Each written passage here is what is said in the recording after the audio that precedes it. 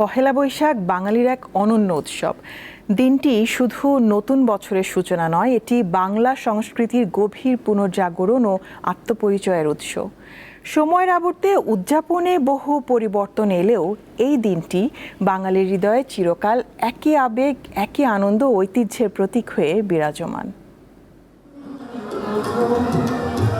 বাঙালির হাজার বছরের ইতিহাস, বাংলা নববর্ষের প্রথম দিনটি নানা উৎসব আমেজে বরণ করা।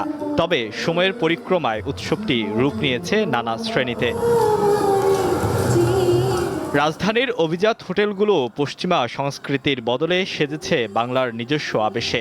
বাংলা বাউল গানে গানে উৎসবটি পালন করছে সমাজের অভিজাত শ্রেণী।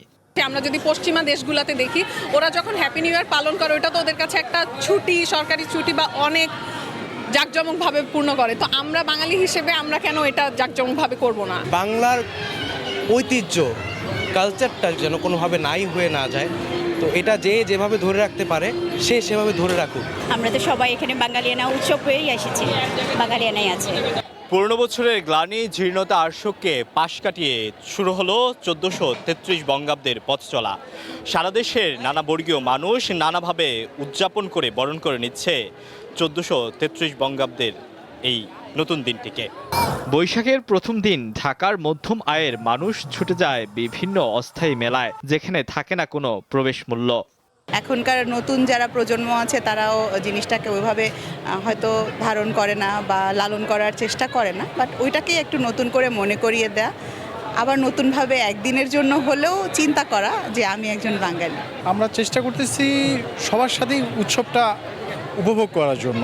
পহেলা বৈশাখ ঘিরে মিরপুর DOHS ফিটনেস ক্লাব দিনব্যাপী নানা অনুষ্ঠান আয়োজন করে। পুরনো বছরের সব ক্লান্তি ভুলে নতুন বছরকে বরণ করে নেয় শহর থেকে গ্রামের সব মানুষ। সময়ের পরিবর্তনে বৈশাখের চিরচেনা রূপ বদলে গেলেও এখনও গ্রামে বসে লোকজ মেলা।